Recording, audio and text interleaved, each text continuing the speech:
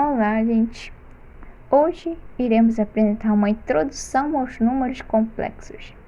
E o nosso grupo é composto pelos discentes Keila Thaisa, Jefferson Palmeira e por mim, Rafaela Costa.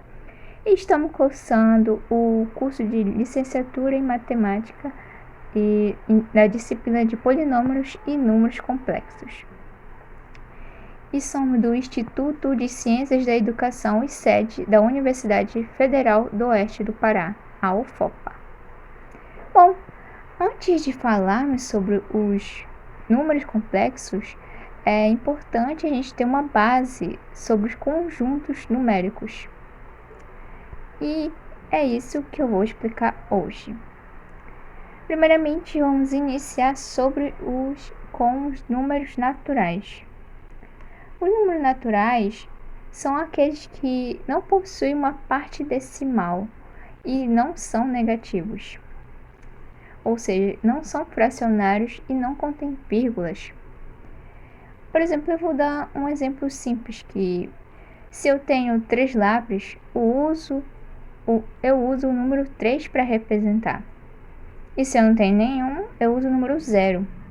Ou seja, esses são os números naturais. Uma representação mais simples disso, né?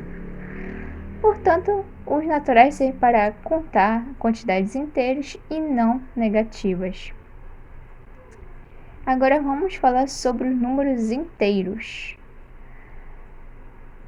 Agora pense em uma temperatura que cai de 5 graus Celsius para menos 2 graus Celsius. Como representamos esse menos 2?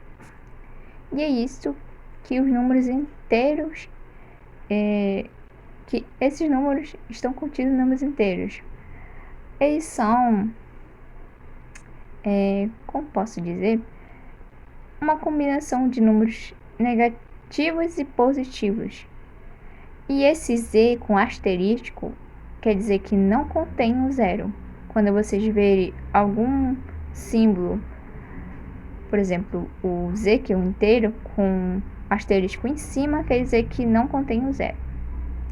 E os números inteiros são usados para representar dívidas, perdas e temperaturas negativas, posições contrárias e entre outros, para vocês entenderem melhor o conceito dos inteiros. Seria uma parte negativa, positiva, que contém o zero e que não contém o zero. Passando para os números racionais. E vou dar um exemplo para iniciar falando sobre os números racionais. Por exemplo, imagine dividir uma pizza em 4 partes e comer isso. É 1/4. Uma fração seria representado por 1/4. Você comer entre uma pizza de 4 partes e comer uma fatia seria 1/4. 1/4 também, né? E os números racionais são aqueles que não podem ser escritos como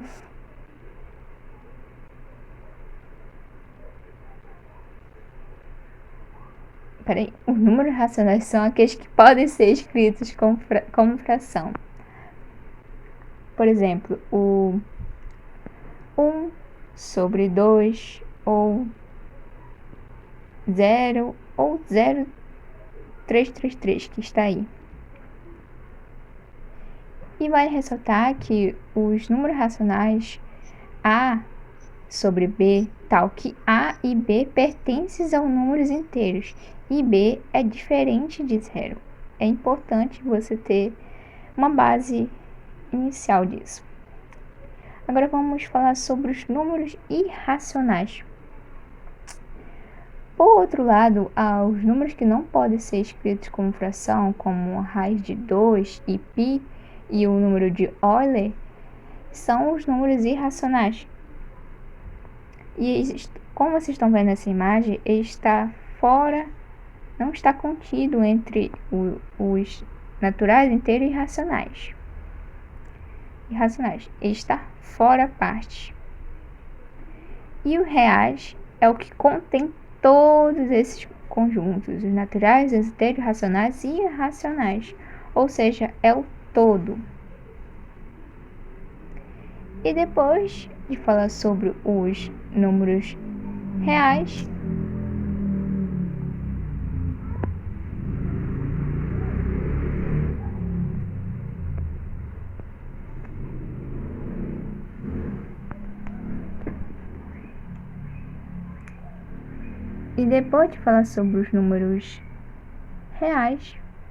vamos falar. Tá ok. Mudando de assunto, que é uma base para os números complexos, vamos falar sobre pares ordenados. Já estamos compreendidos sobre os conjuntos numéricos e agora vamos passar para essa parte.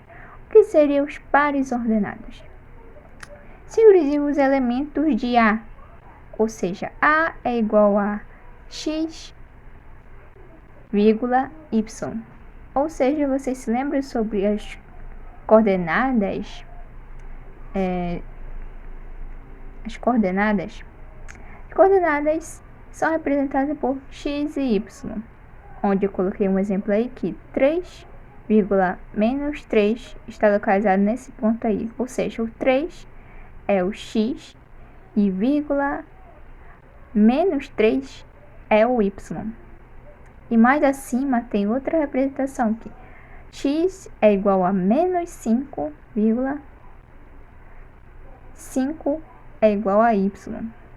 Compreenderam? Bom, um par ordenado A e B, os elementos A e B pertencem ao conjuntos numéricos, o que falamos anteriormente.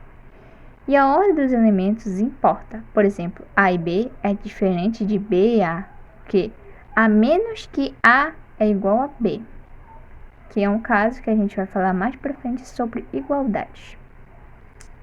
Depois de entendermos sobre as coordenadas e que x e y são uma coordenada, vamos falar sobre o produto das coordenadas, que está um exemplo abaixo aí.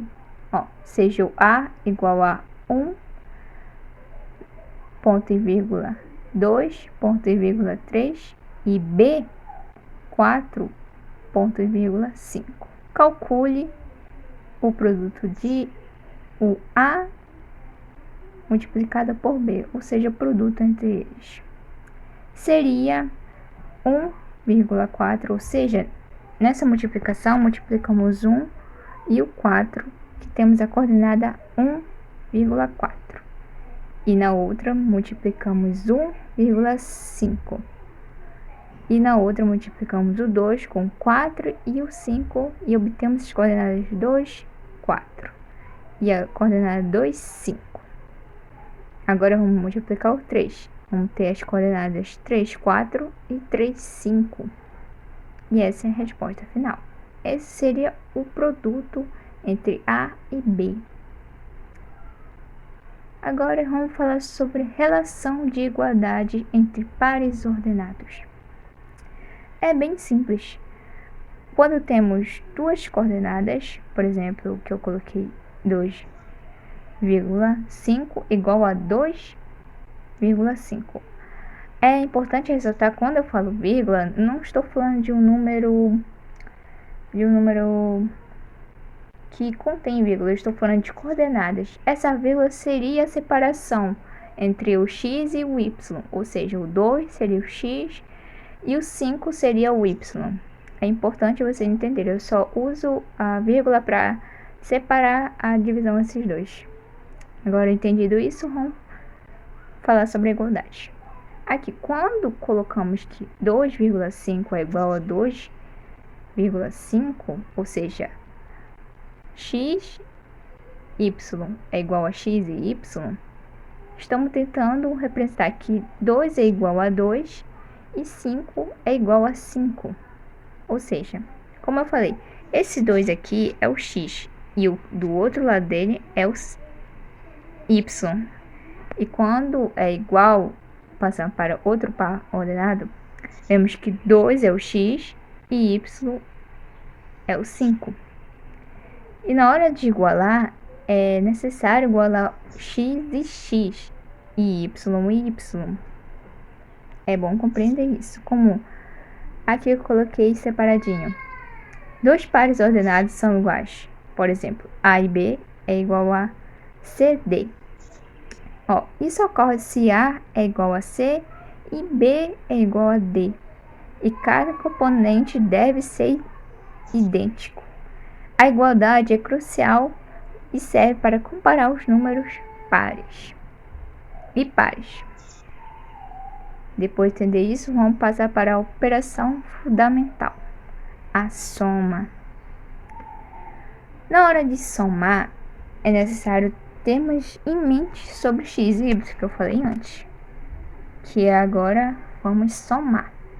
Bom, a definição é a adição de duas coordenadas, ou seja, A ponto e vírgula B mais C ponto e vírgula D é igual a A mais C, vírgula B mais D.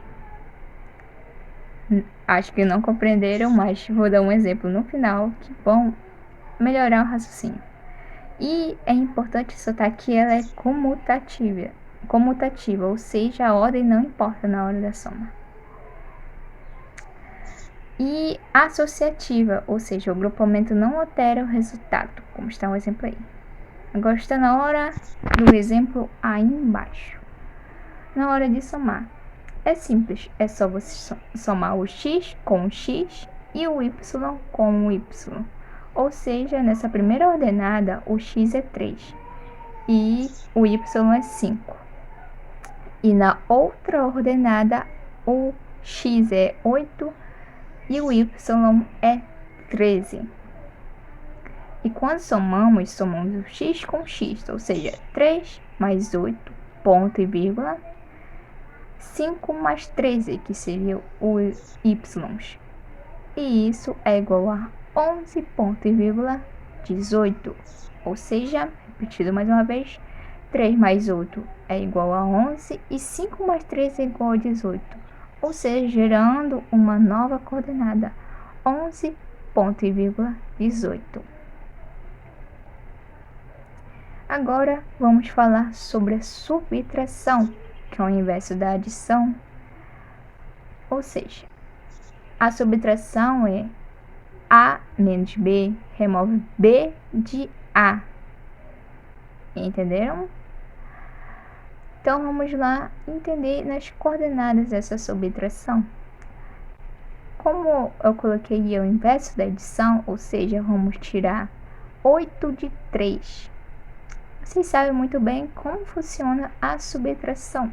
E aqui é a mesma coisa como a gente fez anteriormente com a adição, mas vamos fazer com a subtração. Ou seja, x menos x e y menos y. Ou seja, vai ser 3 menos 8, ponto e vírgula, 5 menos 13. Isso vai ser igual a menos 5, ponto e vírgula, menos 8. Ou seja, as novas coordenadas vão ser menos 5, ponto e vírgula, menos 8.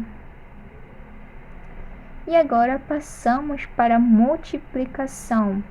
A multiplicação, diferente de outras, vai adicionar a subtração e a adição para gerar uma nova coordenada, além de fazer um produto entre x e y. Mas vamos entender com calma. Primeiramente, coloquei um exemplo aí de A, B e C, D, que a primeira coordenada é A, ponto, vírgula, B, multiplicada por C, ponto, vírgula, D. Primeiramente, precisamos fazer o produto de A e C, depois subtraímos do produto de B e D, ponto e vírgula. Agora vamos fazer o produto de A, D, somado com o produto de B e C. Depois de obtermos isso, vamos ter uma nova coordenada. Para entender melhor, vamos fazer isso nos cálculos numéricos aqui embaixo. Por exemplo, a coordenada 3,5 multiplicada pela coordenada 8,13. Primeiramente, vamos multiplicar x com x, que é o 3, produto de 8, ou seja, 3 vezes 8. Agora vamos subtrair y com y, que vai ser 5 multiplicado por 13. E depois disso, vamos ponto e vírgula. Agora vai ser diferente. A gente vai multiplicar o x da primeira coordenada com o y da segunda coordenada. Ou seja, vai ficar 3 multiplicado por 13, somado com o y da primeira coordenada, multiplicado pelo x da segunda coordenada. Ou seja, vai ficar 5 multiplicado por 8. E logo abaixo vamos ter o produto de 3 vezes 8, que vai ser 24, subtraído por 65, que foi a multiplicação de 5,13, que ponto e vírgula, 39, que foi a multiplicação de 3,13, mais 40, que foi a multiplicação de 5 multiplicado por 8. Agora vamos subtrair 24 de 65, ou seja, 24 menos 65, que fica menos 41. Ponto e vírgula, 39 mais 40, que logo temos 79. Dado isso, temos uma nova coordenada. E é isso que é a multiplicação de coordenadas.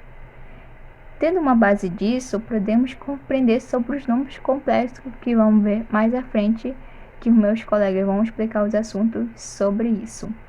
Agora eu vou passar a palavra para minha colega Keila Thaisa, que vai explicar mais sobre os números complexos e entendermos melhor sobre isso.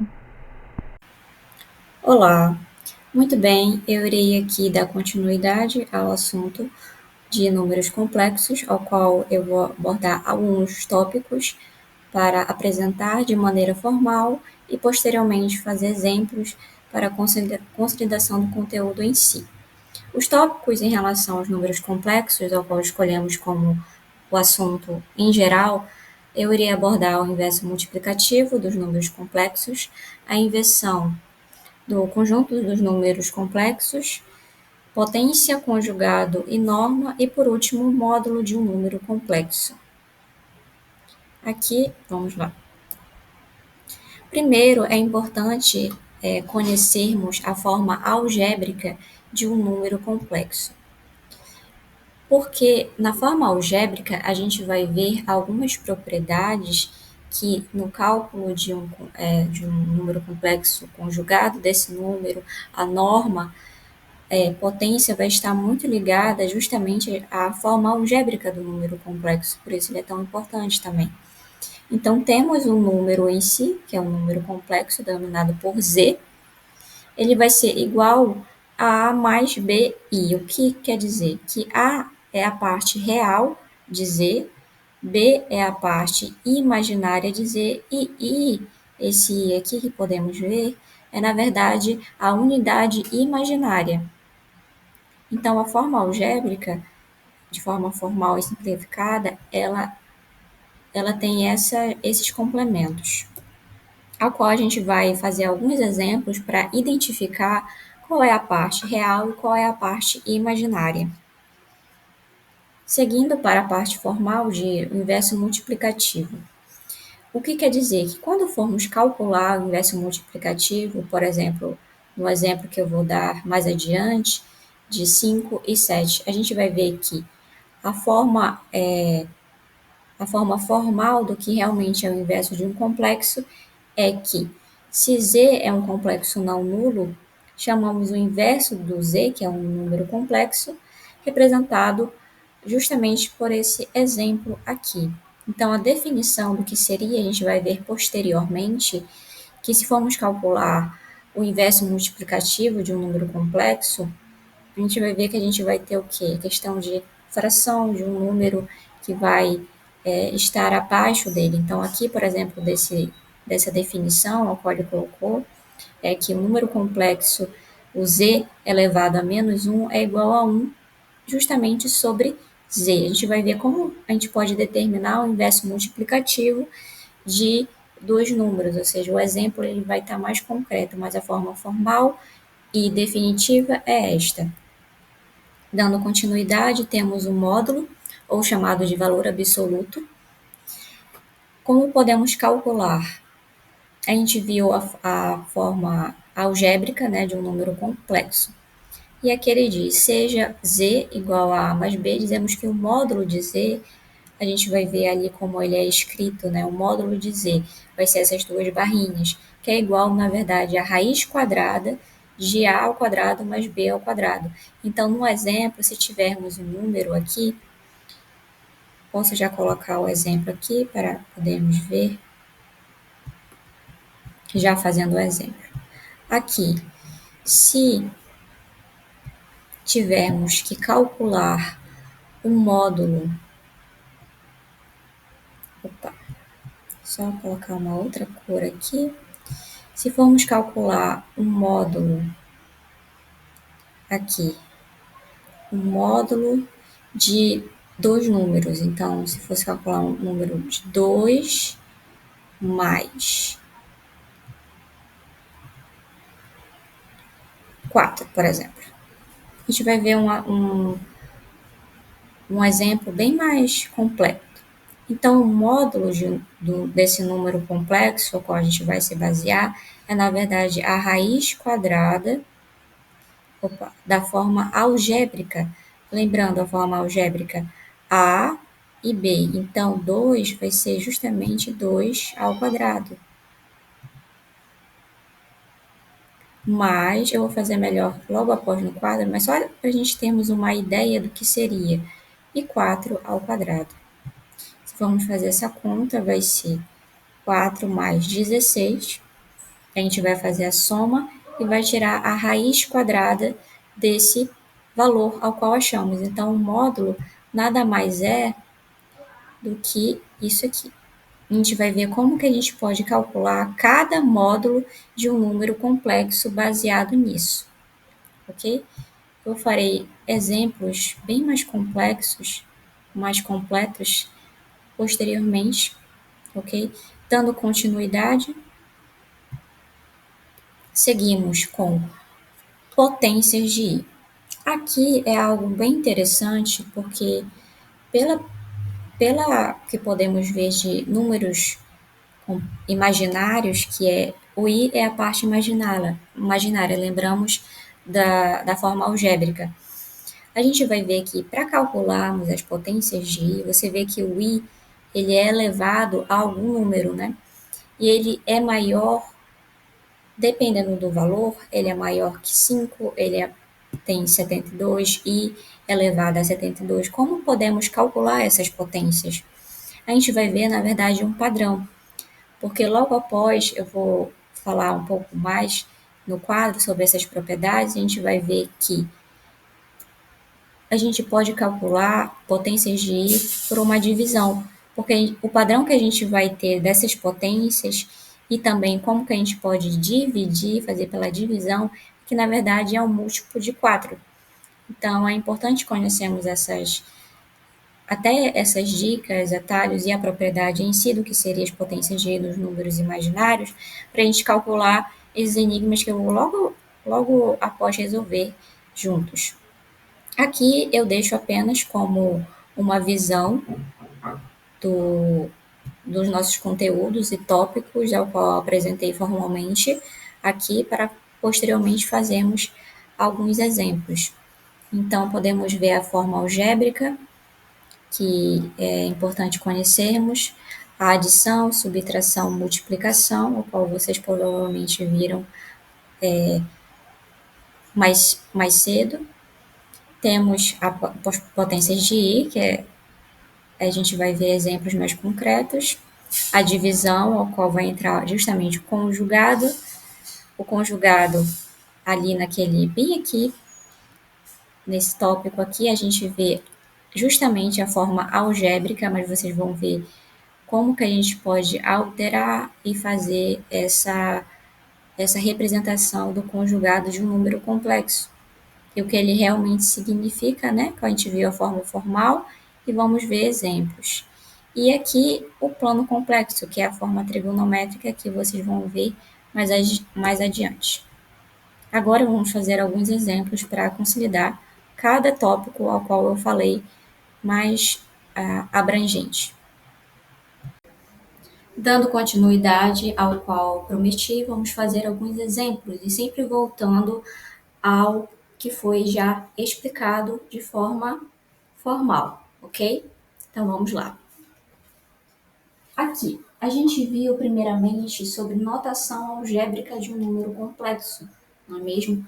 Aqui eu coloquei de forma escrita, que seria para a gente visualizar e voltar ao conceito do que é realmente a forma algébrica de um número complexo, ok? Lembrando que esse i aqui vai ser a nossa unidade imaginária, ok? O b, no caso no qual a gente já tem um a como base da notação algébrica, é a parte imaginária de z. A é a parte imaginária de z e b é a parte imaginária de z. E o i, no caso, é a unidade imaginária. Então, lembrando qual é a forma algébrica, vai ser o nosso número complexo é igual a parte imaginária de z mais a parte imaginária de z e a nossa unidade imaginária. Então, essa aqui é a notação algébrica. E lembrando do que eu tinha falado, que conhecer a parte algébrica nos faz entender alguns conceitos dentro dos números complexos, não é mesmo? A gente vê o que? Posteriormente, no caso agora, a gente vai ver a parte imaginária, a parte real, que é justamente aqui que a gente vai ver na nossa notação algébrica, né? A forma algébrica do número complexo. E o que a gente pode ter? A parte real de Z. A parte real de Z vai ser o nosso A.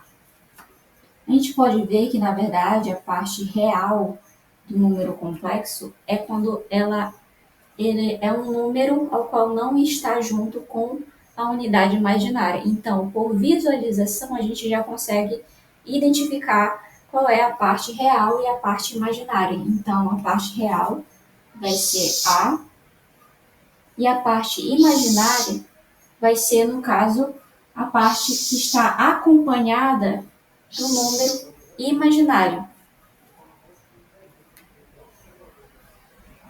Ok? Então, a parte imaginária de Z é justamente a parte que está acompanhada com a unidade imaginária, qual vai ser o B. Então, aqui temos a parte real e a parte imaginária. Então, vamos aqui fazer alguns exemplos para a gente concretizar essas aplicações, essas definições, ok? Então, aqui, vamos determinar a parte real e a parte imaginária, sabendo a letra A e a letra B, para a gente já identificar cada uma delas. A letra A, Z é igual a 2 mais 3i. Então, o que quer dizer aqui? Qual é a parte real e a parte imaginária? A gente vai usar essa notação. Então, a parte real, aqui, qual vai ser? Vai ser, na verdade, parte real de Z, lembrando, né? Vai ser 2. Lembrando no nosso conceito aqui, ó, do qual vai ser a forma algébrica, para a gente conseguir identificar esses números. Né? Aí aqui, qual é a parte imaginária, que a gente sempre vai ter que escrever assim, ok? Para a gente conseguir identificar. E na escrita, qual vai ser a parte imaginária dessa forma algébrica aqui? Dessa notação vai ser 3. Então, já sabemos como identificar, ok? Pela forma algébrica, a parte real e a parte imaginária. Tudo certo. Aqui, mesma coisa, a nossa parte real vai ser 5 e a parte imaginária, que está em conjunto justamente com a unidade imaginária I, é 8. Mas, e se pegarmos esse exemplo aqui e reescrever eles de outra forma, como por exemplo, aqui vai ser o 5 com a unidade imaginária mais 8. Então, a nossa parte real aqui número complexo vai ser o quê? Vai ser o 8. E a parte imaginária do número complexo vai ser justamente ao qual está junto com a unidade imaginária, que é 5. Então, aqui sabemos como identificar, pela notação algébrica, a forma algébrica, a parte real e a parte imaginária. Por isso que ela é tão importante. Tudo bem? Aqui, de primeira instância, eu falei também, posteriormente, né, depois da notação algébrica, eu falei sobre o inverso multiplicativo. Como que a gente pode calcular o inverso multiplicativo aqui neste exemplo? Aqui ele pede, né, calcule o inverso multiplicativo desses números.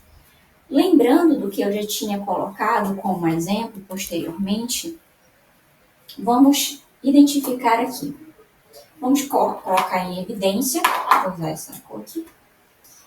Ele quer calcular o inverso multiplicativo desse cálculo aqui. Como que a gente pode fazer? A gente pode colocar esse 2 e 9 em evidência, porque quando fazemos essa transformação, a gente pode ver que esse 4 e 8, ele vai ser, na verdade, vai multiplicar 1 e ele vai estar abaixo desse 1, ou seja, vai ser esse número multiplicado por 1 sobre 4 e 8. Porque, lembrando de aquela propriedade que eu falei, né, do exemplo da definição do que seria o inverso multiplicativo, ele coloca que isso nada mais é do que 1 sobre um número complexo. Então, a gente está tirando a ideia justamente disso, ok? Para a gente conseguir fazer o nosso cálculo. Então, se formos calcular, a gente pode usar como definição do que a gente já aprendeu antes. Vamos lá. Aqui a gente já construiu o que a gente temos para fazer o cálculo. Mas primeiramente, como solução, vamos calcular, na verdade, o inverso multiplicativo de um deles. Qual vai ser? A gente vai calcular o inverso multiplicativo deste aqui. Primeiramente, vamos calcular o inverso multiplicativo. Como vamos calcular isso?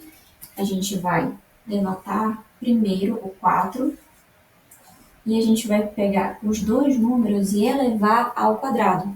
Ou seja, vai ser 4 ao quadrado mais 8 ao quadrado. E quando fizermos do 8, ao qual a gente vai colocar acima, a gente vai subtrair. Então, temos que ter cuidado com os sinais nesse cálculo. Que vai ser menos o 7 sobre, novamente, 4 ao quadrado mais 8 ao quadrado. A gente está calculando o inverso multiplicativo desses dois, ok? Então, fazemos a conta aqui. Vamos ter 4 ao quadrado e 8 ao quadrado, que é 64. Aqui, vou fazer um pouco mais rápido. A gente vai encontrar aqui, que dá 4 sobre 80, fazendo a soma, ok? E opa, aqui é 8, ok? Ok, vocês concordam comigo que a gente consegue, no caso, dividir ambos por 2? Então, se a gente fazer isso, vai ficar aqui 2 sobre o quê? 8 dividido por 80 dividido por 2 vai ser 40. E aqui vai ser 4 sobre 40. Conseguimos calcular o inverso multiplicativo desses números, ok? O cálculo vai ficar extenso, mas aqui, obviamente, a gente pode ainda dividir, ok? Porque aqui 2 dá por 2 e 4 dá por 2, não é mesmo? Então, vai ficar, na verdade, eu vou fazer bem aqui. 1 sobre 20, né? E 2 sobre 20, ok? Às vezes, quanto mais a gente dividir ou simplificar, é melhor, tudo bem? O importante é a gente fazer a questão do inverso multiplicativo para a gente realmente vir aqui e calcular. Para finalmente terminarmos a conta, aqui, como eu falei, a gente vai voltar para cá. A gente calculou o inverso multiplicativo desse, então deu esse resultado, ok? Aqui a gente vai continuar o nosso cálculo, que vai ser o 2, 9, multiplicando com o inverso multiplicativo que encontramos de 4 e 8. Então, o que faremos aqui? Faremos a multiplicação. Vai ser 2 multiplicando com 1 sobre 20 e 9 multiplicando com o menos 2 sobre 20, ok? Então, aqui a gente vai colocar, vai ser 2 vezes esse 1 sobre 20, ok? Uma leve interrupção. Aqui, tomamos cuidado quando vamos multiplicar, né? Porque vai ser 9 vezes o menos 2, que está ali. Por isso que eu disse que temos que ter cuidado com os sinais, que vai multiplicar com o menos 2 sobre 20. Aqui, a gente vai multiplicamos o primeiro com o primeiro, o segundo com o segundo. Agora, vamos multiplicar o primeiro com o último e o segundo com o primeiro. Como vai ficar? Aqui, 2 vezes o último, né? Lembrando, 2 vezes o menos 2 sobre 20. Ok? Aqui, opa. Aí aqui vai ser o mais duas vezes, no caso este aqui, 9 vezes o menos 2 sobre 20. Que no caso vai ficar o primeiro, né? Porque aqui a gente fez o menos 9, porque vai multiplicar o 9 com o menos 2. Aqui ele tem o seu sinal, mas na segunda que a gente vai multiplicar o primeiro com o último. Então, o segundo ele vai multiplicar com o primeiro, ao qual vai ficar 9 vezes o 1 sobre 20. Ok? Então, aqui a gente fecha o nosso parêntese. Então, olha o que a gente fez aqui. Essa é a construção. Primeiro a gente calculou o inverso multiplicativo de 4 e 8. A gente fez pela nossa definição que a gente teve anteriormente, fazendo o cálculo desse inverso multiplicativo, desse número ao qual eu peguei para calcular, e depois eu apliquei justamente aqui nessa construção, a qual a gente vai realmente calcular o inverso multiplicativo desses dois números. Aqui, se a gente fazer a conta, a gente vai conseguir achar, então, o nosso valor. Aqui vamos trabalhar a potência e depois vamos para os últimos tópicos, que é norma, módulo e conjugado, ok? Aqui a gente tem a potência, como que a gente chega em relação à potência em relação a I, que é a unidade imaginária, elevado a um expoente, certo? Certo. Então, aqui, pela definição do que seria essa propriedade, ele diz que o I elevado a 2 é menos 1. A gente já tem uma condição de identificar algumas potências. Por quê? Lembrando do que eu disse posteriormente, potências que têm valores maior que 3, a gente divide por 4, porque é múltiplo de 4, e eleva ao resto. O que isso quer dizer? Que a gente consegue fazer uma divisão quando potências forem maiores que 3. Por quê? Porque a gente encontra um padrão no valor dessas potências. Então, aqui, se vamos fazer um exemplo, lembrando dessas potências, a propriedade que tem a unidade imaginária em relação à potência, ok? Lembramos disso. Para fazer esse exemplo, a gente sabe que como que vamos achar a potência de I elevado a 3, elevado ao cubo? A gente tem que multiplicar as potências, o i, no caso, né, em relação às potências. Para chegar a 3, a gente tem a potência de o i elevado ao quadrado. Então, se a gente pegarmos isso que a gente já tem aqui, que é igual a menos 1, a gente vai fazer essa multiplicação. Mas quanto falta para dar 3? Falta 1. Então, aqui a gente não coloca, não aparece, né? Mas a gente sabe que já está aqui. Então, o i aqui a gente vai multiplicar, vai fazer essa multiplicação para acharmos, no caso, o i elevado a 3, ok? Quando temos o i sozinho, a gente vai multiplicar por ele mesmo, né? Então, vai dar o quê? Vai dar menos 1. Então, o i elevado ao cubo é menos 1. E para o i elevado à quarta potência, a gente sabe o i elevado a 3. O i elevado a 3 é menos 1, no caso, né? Então, a gente vai ter o i elevado a 3 vezes o i. Aqui, o i elevado a 3 é menos 1. 3 para dar 4 precisa de 1. Então, aqui a gente vai fazer uma relação, né? A gente poderia fazer dessa forma, ou a gente sabe que para dar 4 seria 2 mais 2, né? Qual potência a gente tem aqui? A gente tem exatamente o i elevado ao quadrado. Então, a gente poderia muito bem fazer essa multiplicação aqui. Porque a gente já tem os valores do i elevado a 4, que é o quê?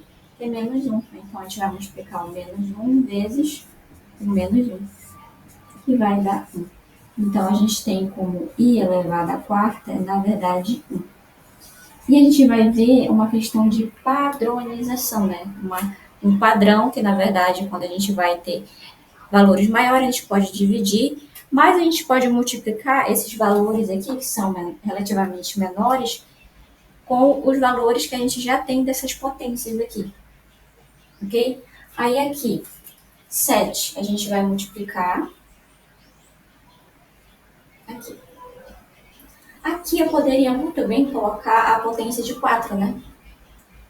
Quanto falta para dar 7? 4, falta 3, no caso. Então, a gente tem a potência desses números, a gente tem, que é o quê? Essas aqui. Então, vai ser menos 1. No caso, eu vou fazer aqui na ordem, né? Vai ser 1 vezes o menos 1, que é igual a, né, diferente, subtrai. Então, nessa questão aqui, a gente tem uma padronização do que a gente pode ter, né, de valor dessas potências que a gente pode encontrar. Então, retomando aqui, o meu 1 parecia um i, mas no caso, se a gente encontrar esses valores que já são deferidos, já são aplicáveis na própria propriedade da potenciação do i da unidade imaginária, ao expoente, né, que a gente está trabalhando a potência, ele já dá esses valores de números menores, de potências menores. Então, aqui, ó, a potência, no caso de i elevado à potência 3, a gente tem já ao que ele já dá, que é a potência de 1 elevado ao expoente 2 é igual a menos 1. Então, a gente pode já calcular previsto do que a gente já tem. Então, aqui a gente vai ter essa multiplicação. Na multiplicação, a gente vai resultar exatamente no valor que a gente quer dessa potência, né? Que i elevado ao cubo é, na verdade, menos i. E 4, que a gente calculou aqui, a gente já encontra. Esse 7, o i elevado à sétima potência, é a mesma coisa. Mas e se for um número menor, um número maior, no caso de uma potência maior, ou seja, maior que 3, maior que 5 e maior que 7? Vou fazer aqui rapidinho para a gente ter uma noção. Aqui a gente pode, como eu falei anteriormente, dividir. A gente vai dividir por quanto aqui? A gente vai dividir por 4. Então, vai ser 420 dividido por 4. Qual é o valor que a gente vai encontrar aqui? Fazendo essa divisão simples, aqui, a gente pode encontrar no caso do resto. Então, o resto é o que importa aqui para a gente ter o nosso valor da potência do i imaginário, né, da unidade imaginária i. Então, aqui a gente fazendo essa conta simples aqui, a gente vai ter, né, essa divisão. Só que, lembrando que aqui, quando a gente vai multiplicar 4 vezes 5, é 20 para 20, nada. Nada, o que a gente quer dizer esse valor zero? É justamente o resto.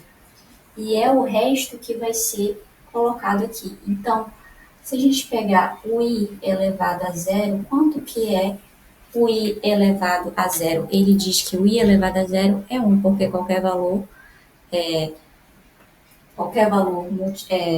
sobre o expoente zero é o próprio valor, que na verdade é o 1. Então, o i elevado a zero vai ser 1. Aqui a gente pode calcular valores de potências bem maiores multiplicando por 4, já que é um múltiplo de 4. Concluindo, então, com conjugado, norma e módulo. Conjugado. O conjugado, aqui a gente já tem o critério, a definição dele. Vamos determinar o conjugado de A. Aqui é o conjugado que vai ser, lembramos da troca, no caso da manipulação. Na verdade, vai ser uma troca de sinal. A gente tem como ou é o oposto da soma, é a subtração. Então, nesse caso aqui, o que podemos ter? Dizer, nada mais vai ser do que 5. A gente tem uma troca de sinal, né? Em relação ao que vamos fazer aqui, vai ser menos 8i. Esse será o conjugado. Então, o conjugado nada mais vai ser do que a mudança no sinal, essa transformação de sinal. Então, o conjugado vai ser como se fosse o oposto dessa forma aqui de z, do número complexo.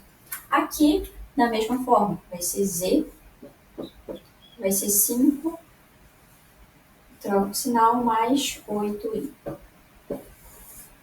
Ok? Então, pelos exemplos, conjugado, temos essa definição e exemplo. Para a norma a gente já tem a definição dela de como podemos encontrar. A norma nada mais vai ser do que pegarmos esses valores aqui e colocarmos ele ao quadrado, ou seja, como que vai ser assim? Vai ser, na verdade, 4 ao quadrado mais 3 ao quadrado. A gente vai colocar todos esses valores aqui, no caso de 4, 3, vamos elevar ao quadrado, ou seja, vai ser 16 mais 9. E por esse valor, calculamos a norma de Z. Assim como podemos fazer para todos os exemplos seguintes. Aqui eu ia colocar outro exemplo, que na verdade seria bem parecido, mas eu vi que daria o mesmo valor aqui. No caso, seria 3 mais 4i. Então, aqui vai ser o quê? Tá de cor? Lembrando do que fazemos aqui, vamos fazer aqui. Então, vai ser 3 ao quadrado mais 4 ao quadrado. Ok? A norma do que vamos fazer. Então, z vai ser, na verdade, 9, no caso, né? 9 mais 16. Praticamente não é em forma daqui, não é? Então, ambas vão dar o quê? 25. Aqui apresentei um exemplo do que seria a norma de um número complexo, ok? Finalizando agora com o módulo. O módulo nada mais vai ser que esta relação aqui. Então, o módulo de Z1, ao qual eu vou pegar esse Z1 aqui, que vai ser 5 mais 12i. Então, o módulo desse valor é, na verdade, colocarmos ele, lembrando, na raiz quadrada, ou seja, vai ser na raiz, o Z1 ele vai estar na raiz, o 5, vamos elevar ao quadrado, mais o 12 ao quadrado. Então, vai ser a raiz quadrada desses valores elevado ao quadrado. Se fazermos o cálculo aqui, vai ser, no caso, 25 mais 144, e a gente vai fazer essa soma, tá bom? A soma, no caso, a gente vai tirar a raiz lá para o final para a gente conseguir o valor que a gente quer, que na verdade vai ser o nosso módulo. E encontrando o nosso módulo aqui, você vai somar, no caso, esses valores que a gente levou ao quadrado, achou esses resultados, a gente vai somar, que vai dar 169. A gente vai tirar da nossa raiz quadrada, que vai ser exatamente o módulo de Z1, que é, no caso, 39.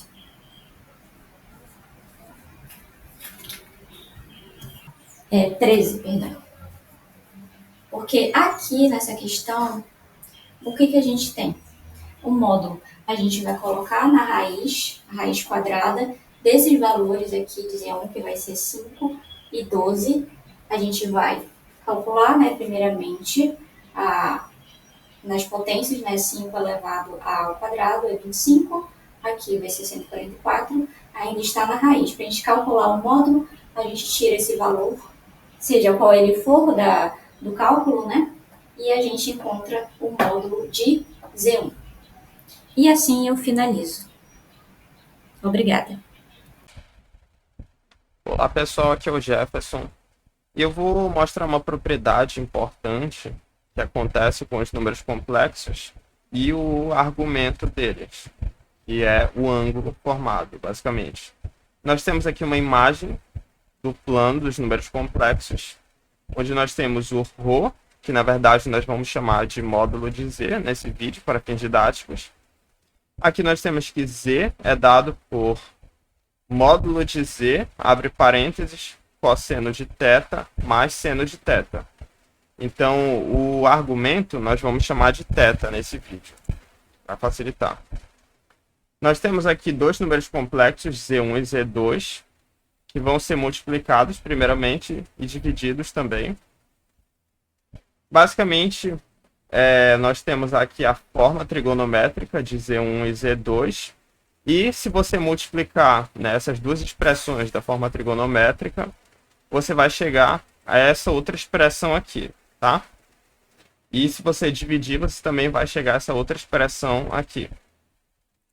Aqui eu trouxe um exemplo, onde z1 é igual a 2, tem o módulo igual a 2, eu quero dizer, e o argumento vai ser 30 graus, e no caso do Z2, o módulo vai ser 3 e o argumento vai ser 45 graus. Então, vamos verificar um negócio aqui. Na multiplicação, primeiro, nós temos que Z1 multiplicado por Z2 é igual a 2 vezes 3, que é igual a 6, abre parênteses, cosseno de 30 mais 45 graus, que é 75 graus. Peraí, perdão. Esqueci de colocar o cosseno.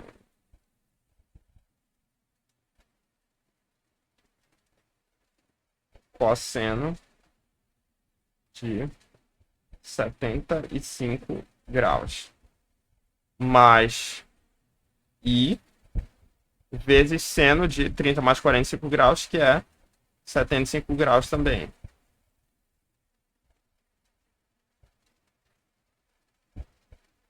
Aqui nós temos uma semelhança muito grande dessa expressão aqui, de Z1 multiplicado por Z2, e a forma trigonométrica de Z1 e Z2. Isso daqui é basicamente outra forma trigonométrica. Só que aqui, o nosso argumento vai ser a soma desses dois ângulos, ou seja, a soma dos argumentos de Z1 e Z2, que no caso é 30 mais 45 graus, que é 75 graus. Então nós vamos ter cosseno de 75 graus mais I vezes seno de 75 graus aqui dentro do parênteses. E aqui fora dos parênteses nós vamos ter o σ, que é o argumento, quer dizer, o módulo da nossa multiplicação, que é 2 vezes 3, que é a multiplicação dos módulos de Z1 e Z2. E aqui no caso da divisão, nós vamos ter que Z1 dividido por Z2 é igual a 2 dividido por 3, que eu vou arredondar aqui para 0,66. Abre parênteses, cosseno de 30 menos 45 graus, que no caso resulta em menos 15 graus. Mais I vezes seno de 30 menos 45 graus, que também é menos 15 graus.